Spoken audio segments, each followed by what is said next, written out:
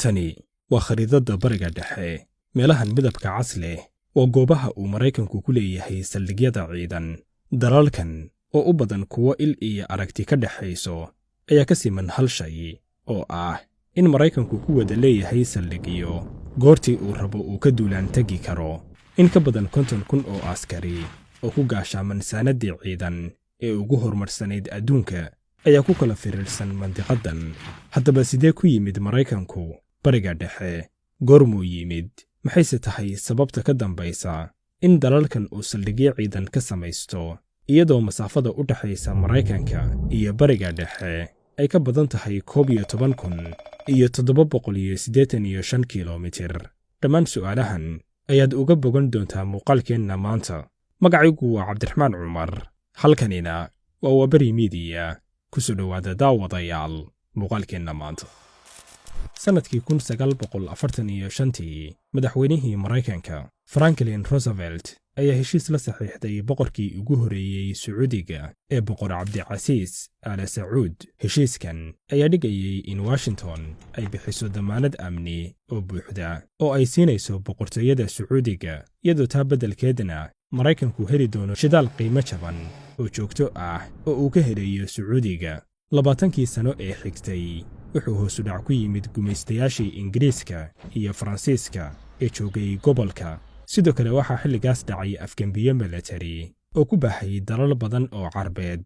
Maraykanka ayaa fursad ka dhex arkay isbeddeladan, wuxuuna bilaabay inuu ballaariyo saamayntiisa uu ku leeyahay mandiqadan hodanka ku ah shidaalka, wuxuuna dhidibada u taagay joogitaankiisa military ee gobolka. sanadkii 1983 wasaaradda gaashaandhigga ee Maraykanka ayaa yagleeshay hay-ad military oo si gaar ah u maamusha joogitaanka ciidamada Maraykanka ee bariga dhexe iyo sidoo kale koonfurta iyo bartamaha Aasiya. hay-addan oo loo yaqaan taliska dhexe ee Maraykanka loona soo gaabiyo CENTCOM ayaa maanta ka howlgasha 21 waddan oo ay ka mid yihiin Sacuudiga, Qatar, Bahrain, Kuwait, Imaaraadka, Cumaan, Ciraaq, Jordan, Lubnaan, Masar iyo Yemen. tan iyo markaas CENTCOM waxay noqotay hay-adda ugu weyn ee mas'uulka ka ah qorshaynta, fulinta iyo kormeerka howlgallada military ee uu Maraykanku ka sameynayay gobolkan.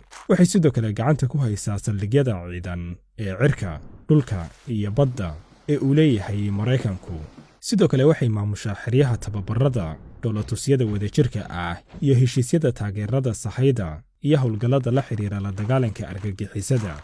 inkasta oo uu kala duwan yahay qaabka uu u joogo ciidanka Maraykanku bariga dhexe, haddana saldhigyada sida tooska ah ugu xiran CENTCOM waxay ku kooban yihiin tiro yar oo ku kala firiirsan waddamo Carbeed oo dhowr ah, kuwaas oo uu Maraykanku si xeel dheer u doortay si ay u daboolaan baahidiisa istiraatiijiyadeed ee la xiriirta militariga, ilaalinta waddooyinka shidaalka iyo taageerada ay siiyaan gaashaanbuurtooda gobolka.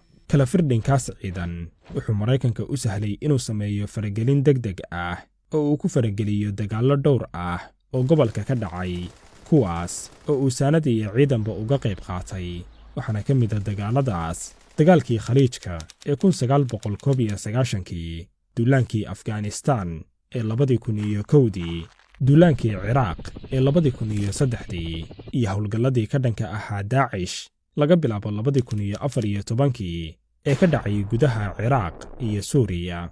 tirada ciidamada Maraykanka ee ku sugan aagga howlgallada CENTCOM ayaa lagu qiyaasaa inay u dhaxeeyaan 30,000 ilaa 40,000 oo askari, kuwaas oo ku kala sugan dalal ay ka mid yihiin Turkiga, Suuriya, Ciraaq, Jordan, gumaystaha Israa'iil, Kuwait, Bahrain, Qatar, Sacuudi Carabiya, Imaaraadka, Cumaan iyo Masar. haddaba aynu dalalkan ku wada ugu muhiimsan dul istaagno saldhigyada ku yaal iyo shaqooyinka howlgal ee ay ka qabtaan ciidamada Maraykanku. Qatar. aynu ka bilowno dalka baaxadda yar ee Qatar.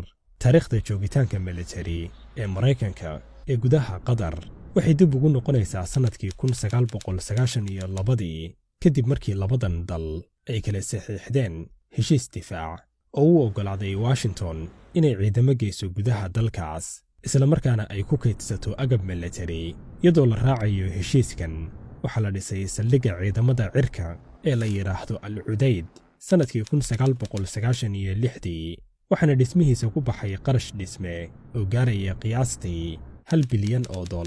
kadibna sannadkii 2000 waxaa la furay saldhig kale oo military oo la yidhaahdo Aseeleh, kaas oo loo asteeyey inuu noqdo xarunta lagu kaydiyo hubka iyo qalabka ciidamada Maraykanka, iyadoo qayb ka ah waxa loo yaqaan goobaha keydka hore ee saanadda. isbeddelka ugu weyn ee joogitaanka ciidamada Maraykanka ee Qatar wuxuu dhacay sannadkii 2002 markaas oo taliska dhexe ee Maraykanka ka raray howlgalladiisii Sacuudiga una wareejiyey Qatar.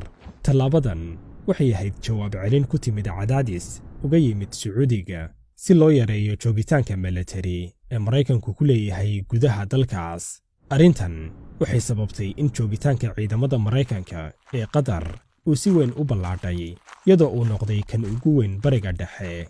waxaana lagu qiyaasaa in maanta ay joogaan 11,000 ilaa 13,000 oo askari oo Maraykan ah, kuwaas oo si weyn ugu sugan saldhigga Al-Udayd kadib markii la xiray saldhigga Aseeleh sannadkii 2021. qalabkii military ee ku kaydsanaana loo wareejiyey dalka Jordan.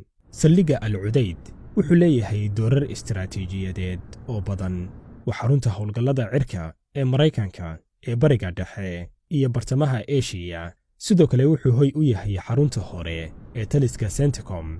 arrinta saddexaadna waa inuu leeyahay xarunta howlgallada cirka ee wadajirka ah oo maamusha duulimaadyada maalinlaha ah ee ka yimaada in ka badan 18 waddan.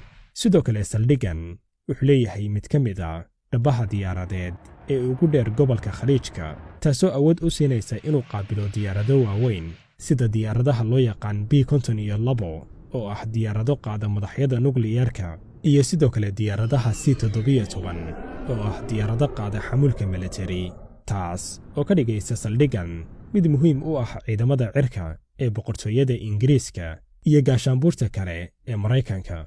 Kuwait. joogitaanka Maraykanka ee dalka Kuwait wuxuu bilowday kadib 1991 markaas oo Maraykanku hogaamiyey isbahaysi caalami ah oo ka dhan ah duulaankii uu dalkan ku soo qaaday madaxweynihii Ciraaq Saddam Hussein.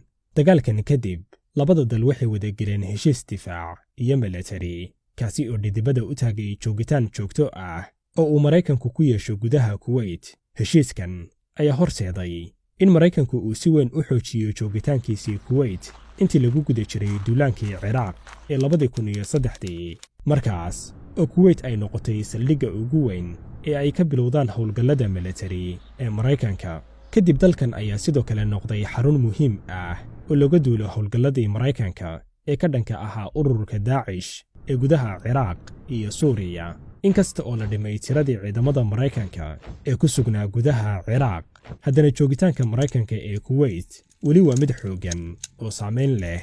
sida lagu sheegay xogta sannadkii 2021, tirada ciidamada Maraykanka ee Kuwait waxay ahayd ku dhowaad 13,000 oo askari. ciidamadan waxay ku kala sugan yihiin saldhigyo military oo dhowr ah oo ay ugu muhiimsan yihiin saldhigga Arif Jan oo ah saldhigga ugu weyn ee ciidamada Maraykanku ku leeyihiin Kuwait, saldhigga cirka ee Ali al-Salim, iyo saldhigga Camp Doha. Sacuudiga.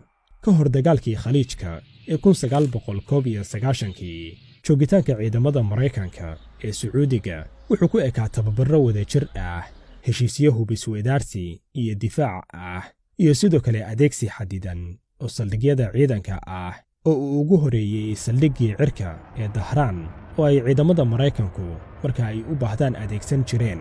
laakiin markii uu dagaalkii Khaliijka ee 1991 qarxay, Sacuudiga ayaa furay dhulkiisii, ogolaadayna inay yimaadaan ciidamada Maraykanku, wuxuuna Maraykanku geeyey in ka badan 500,000 oo askari oo fariisin uu uga dhigay gudaha bariga dalkaas, gaar ahaan xuduudda uu la wadaago Kuwait. saldhigyadaas waxay noqdeen barta laga bilaabay weeraradii military ee dagaalkii Khaliijka. dagaalkaas kadib, joogitaanka Maraykanka ayaa sii socday ilaa sannadkii 2003. tirada ciidamadan waxay gaareen xilligaas 5,000 ilaa 10,000 oo askari. sannadkii 2003 waxaa si rasmi ah loo shaaciyey in la soo afjaray joogitaankii ciidan ee Maraykanka, joogitaankii ciidamada Maraykanka ee Sacuudiga, iyadoo xaruntii howlgallada cirka loo wareejiyey dalka qatar ka hor intaysan xaaladdu isbeddelin bartamaha sannadkii 2019 markaas oo wasaaradda difaaca ee Maraykanku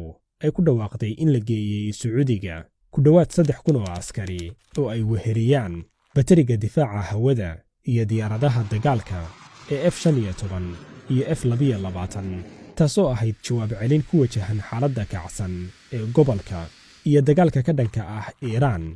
waxaa dib loo howlgeliyey qayb ka mid ah saldhigga Amiir Suldaan oo ah saldhiggii ugu weynaa ee ay ciidamada Maraykanku horey u joogi jireen. maanta tirada ciidamada Maraykanka ee Sacuudiga ayaa lagu qiyaasaa 2,500 ilaa 3,000 oo askari kuwaas oo intooda badan ku sugan saldhigga Amiir Suldaan. Masar joogitaanka Maraykanka ee Masar waxaa lagu tilmaamaa inuu yahay kan ugu faca weyn mandiqadda haddana wuxuu uga duwan yahay iskaashiyadii aynu hore u soo aragnay in iskaashiga difaac ee Maraykanka iyo Masar uu yahay iskaashi aan lahayn joogitaan ciidan oo rasmi ah oo Maraykanku Masar kuma lahan saldhigyo ciidan wuxuuna iskaashigoodu ku salaysan yahay xiriir laba geesood ah oo muddo dheer socday waxaana saldhig u ah heshiisyo dhowr ah oo uu ugu caansan yahay heshiiska Camp David ee la saxiixay sanadkii 1979 heshiiskan ayaa Masar u suurageliyey inay hesho gargaar military oo joogto ah oo uu Maraykanku bixiyo sanad walba kaas oo lagu qiyaaso 1.3 bilyan oo dollar sanadkiiba. Turkiga tan iyo markii Turkigu uu ku biiray gaashaanbuurta NATO sanadkii 1952 wuxuu noqday dalkan goob istiraatiiji ah oo uu ka faa'iideysto xilligii uu socday dagaalkii qaboobaa wuxuuna noqday furinta ugu horeysa ee laga kormeero dhaqdhaqaaqyadii Soofiyeedka iyadoo halkaas laga dhisay nidaamyo kormeer iyo basaas isugu jira iyo sidoo kale meelo lagu rakibay gantaalada difaaca iyo weerarka. tobannaankii sano ee xigay ku biiriddii Turkiga ee NATO waxaa la aasaasay saldhigyo iyo xarumo ciidan oo Maraykanku uu ku leeyahay dalkan waxaana ugu caansan saldhigga cirka ee Incirlik oo la adeegsanayay tan iyo dabayaaqadii 1950-meeyadii waxaana loo adeegsanayay ujeedooyin la xiriira howlaha saadka iyo sidoo kaleba howlo sirdoon. saldhiggan wuxuu ka mid yahay saldhigyada ugu muhiimsan ee Maraykanku ku leeyahay gobolka waxaana la rumaysan yahay in ay ku jiraan qiyaastii 50 gantaal oo nukliyeer ah in kasta oo aan si rasmi ah loo xaqiijin. sidoo kale ciidamo Maraykan ah ayaa ku sugan saldhigga Kurajek halkaas oo lagu rakibay nidaam raadaar oo casri ah oo qayb ka ah mashruuca gaashaanka gantaalada Yurub si loo kormeero gantaalada Iiraan. tirada ciidamada Maraykanka ee jooga Turkiga ayaa lagu qiyaasaa inta u dhaxaysa 1,700 ilaa 2,500 oo askari kuwaas oo intooda badan ku sugan saldhigga Incirlik. guntii iyo gunaanadkii muuqaalkeenna joogitaanka baaxadda leh ee ciidamada Maraykanka ee bariga dhexe ayaa dhammaantood u adeegaya hal ujeedo oo ah gacan ku haynta bulshooyinka mandiqadan iyo taageeridda xukuumadaha la shaqeeya Maraykanka iyo gaashaanbuurtiisa. ma jirto tallaabooyin muuqda oo muujinaya in joogitaanka Maraykanka ee mandiqadan uu hoos u dhici doono ugu yaraan 30 sano ee soo socda waxaana arrintan sii xoojinaysa dadaalada reer galbeedka ee ah dib u qaabaynta bariga dhexe iyo ka dhigidda goob ay Israa'iil u maamusho si sahlan iyadoo la adkeynayo xukuumadaha jira isla markaana la daciifinayo awoodda iyo isku duubnida dadka mandiqadan. intaas ayaynu ku soo gunaanadeennaa muuqaalkeenna maanta. haddii uu ku qanciyey muuqaalkan ha ilaawin inaad like inoo saartid lana wadaagtid asxaabtaada. haddii aad nagu cusub tahayna nagu soo biir oo ka mid noqo bahweynta nagu xiran. mahadsanidin.